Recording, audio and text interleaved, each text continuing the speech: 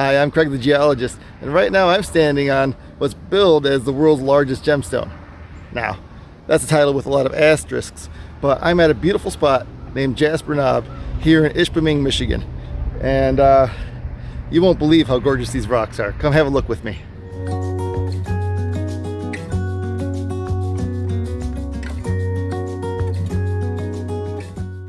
Jasper Knob is tucked away just behind Ishpeming. And if it seems confusing to you what it means to be behind a city, well, if you know Ishpeming, it's behind Ishpeming. And it can be hard to find, both from the ground, as you can see from the air as well. It does not stand out very dramatically, although when you're on it, it's just something else altogether. This is one of the most beautiful geologic spots to visit in Michigan, quite possibly in the whole of the United States. It is just spectacular. But as I said, it's hard to find. And so I'm not only going to give you directions, but I'm also going to show you the drive up there in a little bit as well. Now you may have noticed a little bit of paint on these rocks. There has been vandalism, and I will talk about that a little bit. But mostly you can see the rocks gorgeously. The vast majority of it is paint-free. Jasper Knob is billed as the world's largest gemstone, but there are a lot of asterisks that follow that. First of all, do you consider banded iron formation to be a gemstone? It's certainly not a precious gemstone. Do you consider this to be a single stone? Well, it is a single geologic unit. It is coherent, so yeah, kind of. But if you're comparing this to the world's largest sapphire or something, really not a fair comparison. The view at the top of Jasper Knob is spectacular, especially if you have good weather on the day. Now, this is a drone's eye view, so unless you've got a 200-foot tall pair of stilts, you're not going to quite get this view, but there are spectacular views. So if you've got family members who just don't care about rocks, they will still enjoy the walk up and the gorgeous scenes from the top. And as for those terrace slopes you're seeing in the background, those are the tailing piles of the active Tilden iron mine. Fun fact, that tailings pile recently became the highest point in Michigan, surpassing Mount Arvon. And down below here, now you're looking at Ishpeming from the sky. It's just a gorgeous area.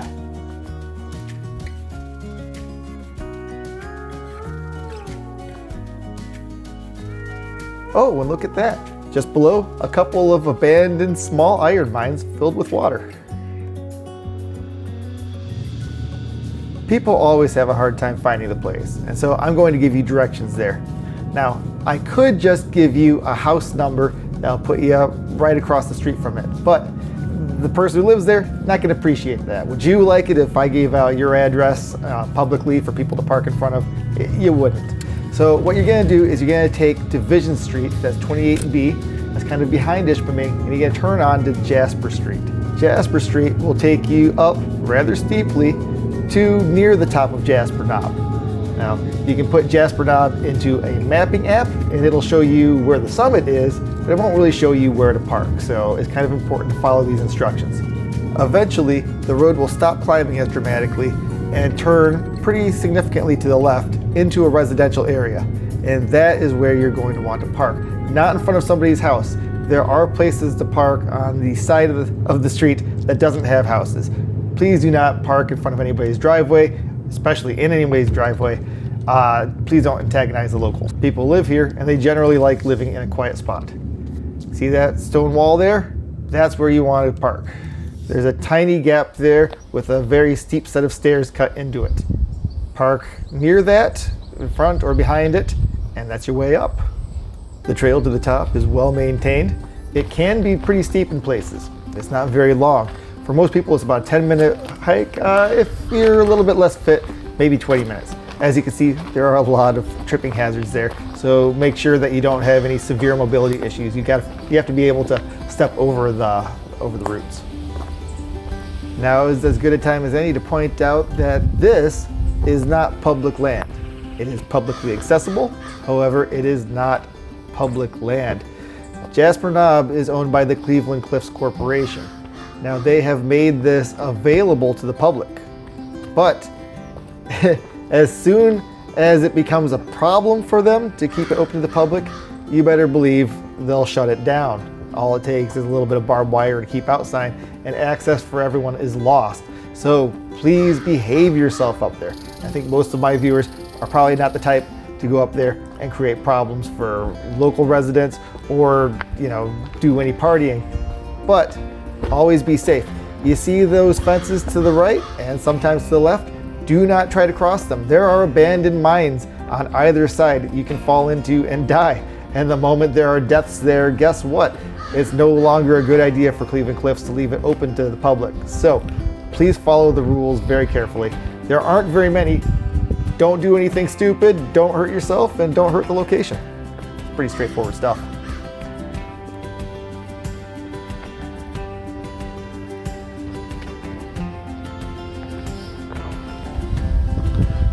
Hey, speaking of which, there's one of those abandoned mines just right there.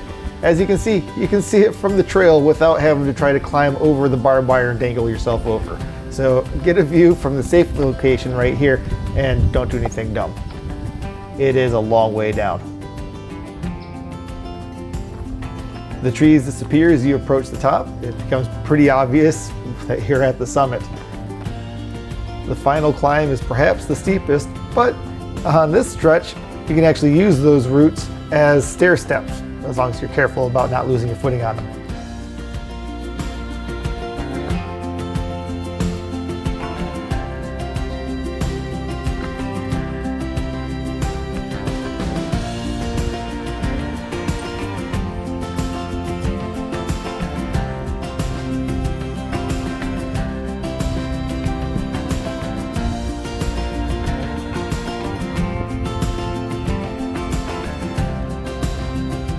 Now, I should point out that making it to the top does not mean your tripping hazards are gone. These gorgeous rocks are spectacular to look at, but they are incredibly uneven and there are countless opportunities to trip. So make sure you're fairly sure-footed and keep an eye on where you're stepping at all times. If you're walking up here when it's raining or shortly after it's rained, it can be extremely slippery, so keep that in mind.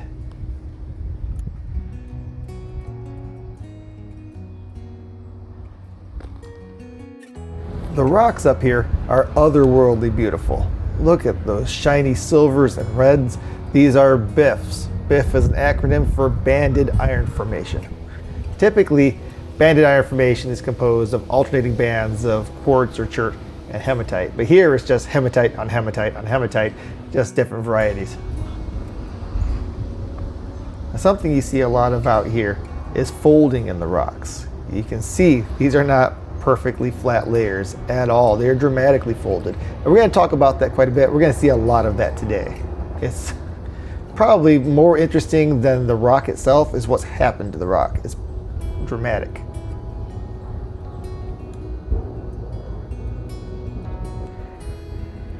Some of these more dramatic folds are called chevron folds. A chevron is a shape where you have a fairly flat side on one side, a fairly flat side, and they kind of kink. There's a very sharp joint, a very sharp bend in the center. The most famous example of a chevron is probably just the logo for the Chevron Oil Corporation. Of course, the oil company is named Chevron because they look for chevron folds as oil and gas traps. Of course, those are in sedimentary units, not stuff like this, but that's what a chevron is.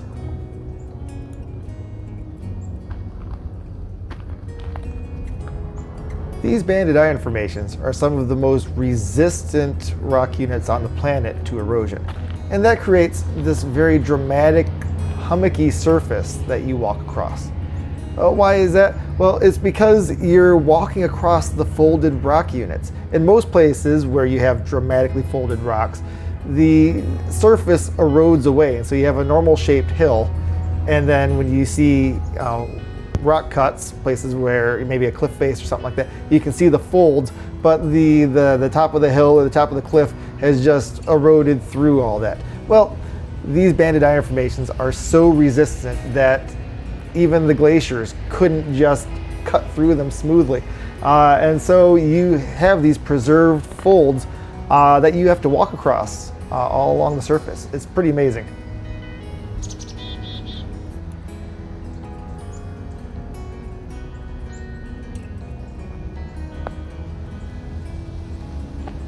So this banded iron formation is pretty much pure iron. What you see here, instead of alternating bands of hematite and quartz like you usually get in a banded iron formation, and the quartz being chert or some other quartzy material. Here you get hematite and hematite, a silvery hematite, and then a jasper layer. That's a very iron-rich chert. So it is chert, but it looks red like hematite. So it is banded iron formation though. So you get those bands of silver hematite and red that you can call hematite, but really it's a very iron-rich jasper.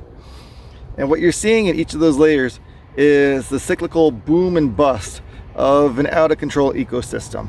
An ecosystem that's sucking up all the oxygen from the water. So where you have these algal blooms happening, the water starts off being oxygen poor. And the algae takes off, it's blooming like crazy. And so those, the dead bodies of those organisms are gradually dropping out of the ocean and sedimenting on the bottom. And so, yeah, on the seafloor, you get a cherty layer with the silica bodies of these organisms accumulating. And so that's your jasper here. In most iron formations, it'll be a quartz or a nice clear chert. Here, because there's so much iron, it's this red jasper. Then, after a period of boom times for the algae, they produce a ton of oxygen. And that oxygen is a poison. Yeah, I know we don't think of oxygen as a poison. We need it to breathe. But back then, there were no oxygen-breathing organisms. Oxygen was incredibly toxic. So as soon as the oceans became oxygen-rich, well, guess what? Those organisms died off, and you're left with your bust. You're left with not a true extinction event, but life really dies off. There's very little left. And so in between those, where am I at here? There we go. In between these red layers here, you get these silver layers of pure hematite, where it's just iron deposition. You can also notice that these red layers are oxidized. That's jasper. The red is oxidized iron. Think of it as rust, basically. And so as the organisms were raining out, the iron in the water was capturing as much oxygen as it could. And so you're getting those oxygen-rich iron layers forming with the cherty material. And then in your between times, when there's not much life because the water's become too oxygen-rich, you get these silver layers forming. There's very little deposition of quartz or chert because there's no dead bodies raining out anymore. And the water gradually goes oxygen poor again. And so you get these silvery layers that are not oxidized. Does that make sense? And then, given enough time, and I don't know how much time that is, I'm sure somebody's done some modeling, but it was probably a matter of thousands of years as opposed to millions. Life would return, and the cycle would continue. Dead organisms would rain out onto the seafloor. The water would become oxygen rich. They'd all die off. Then, in the lack of any algal life producing oxygen, the water gradually becomes oxygen poor. Life returns, and it goes on cycle after cycle. Look at how thin these layers are. I mean, they're they're thinner than my index finger. Some of them are about as thin as my fingernail. There are millions of these layers here. The system was completely unstable. In fact, even if you look, let's get a close-up here. Actually, if you get a close-up look at some of these jasper layers, you'll note that they actually have tiny layers within them. So you're seeing larger cycles and smaller subcycles within those. It was a pretty out-of-control system.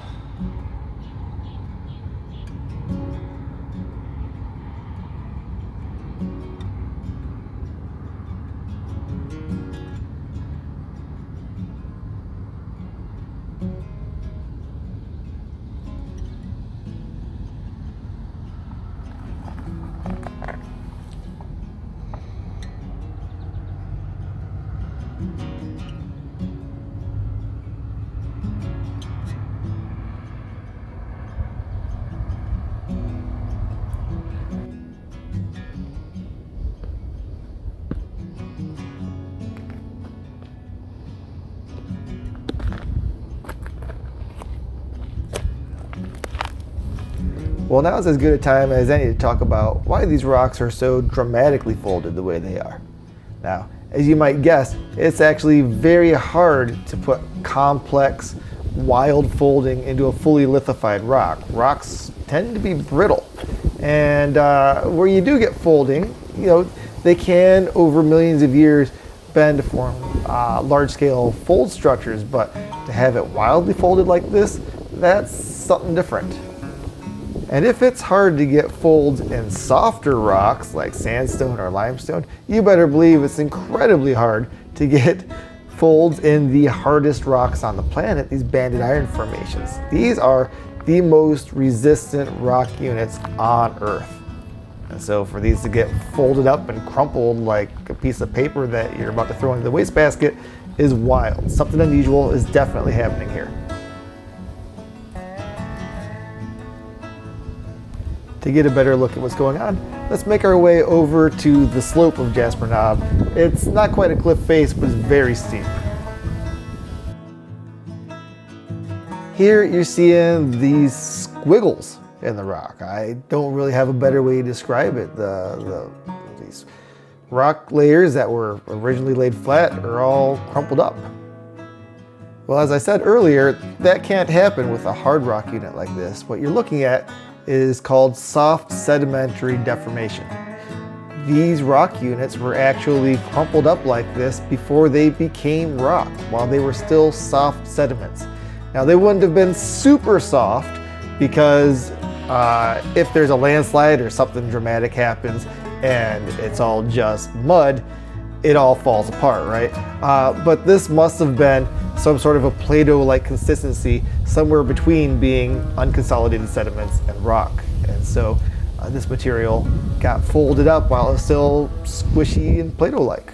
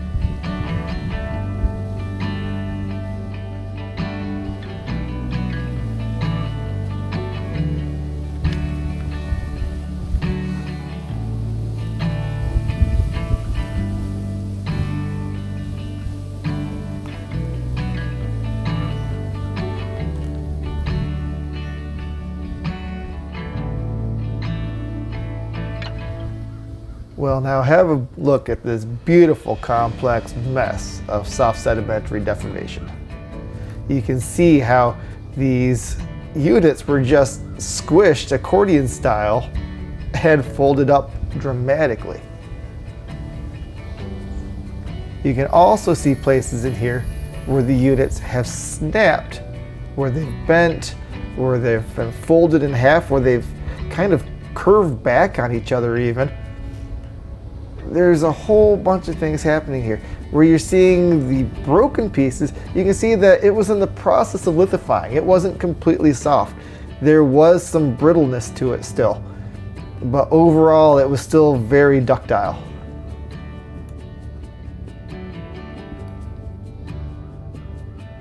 Here I just want to point out a little section that's been broken up, so it was a little bit brittle right there. In other places though, you can see it was still extremely soft. I mean, look at that beautiful chevron there.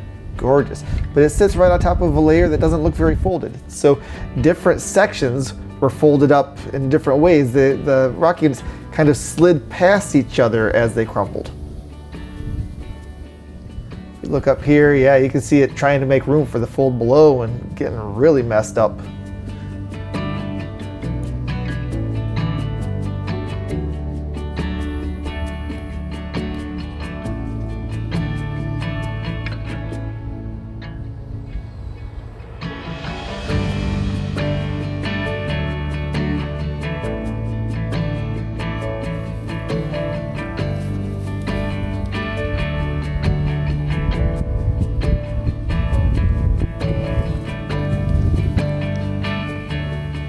walking across these rock units can be dazzling to the eyes. There's just so much color, so much vibrancy, so much shine coming off of these silvery hematite layers.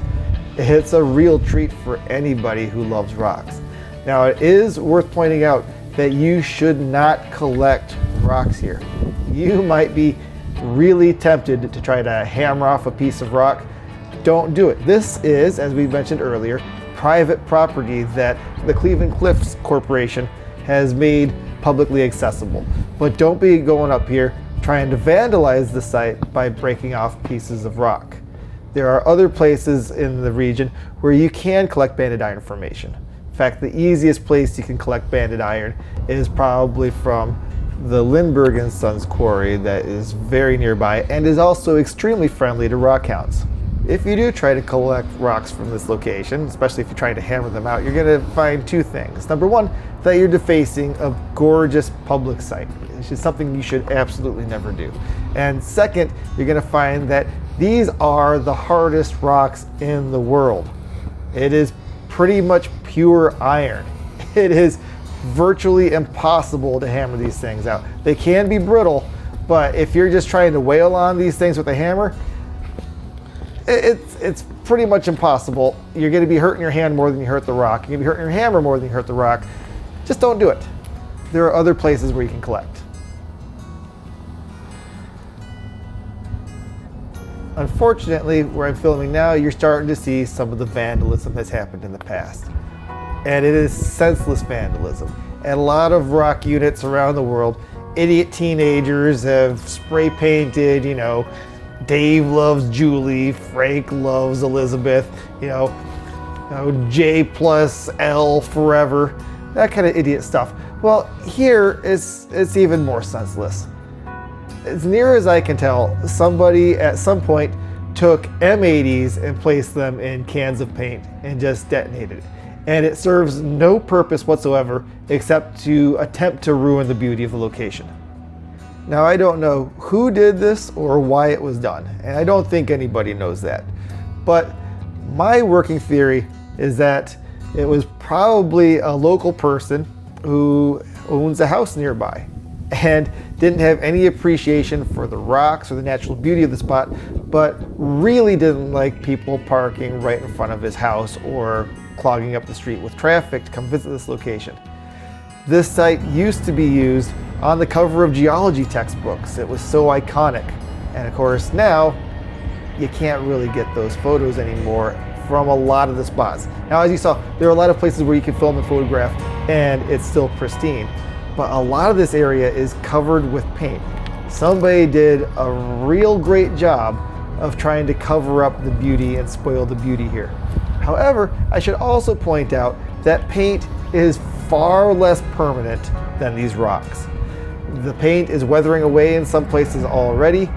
It may not be gone during our lifetimes, but I guarantee you these rocks will far outlast that paint. So don't be too sad about it, but be upset. Upset not that the rocks were ruined, but upset that your view of the rocks was spoiled by some short-sighted jackass. It should also serve as a reminder, though, of why we should be considerate of locals and neighbors in places like this. Because things happen, and you don't want to antagonize the people who live here all the time. You're just a visitor, you're here for a half hour, 45 minutes, and you're gone. Folks who own houses in the area, they're here for years, maybe their whole life. So be considerate.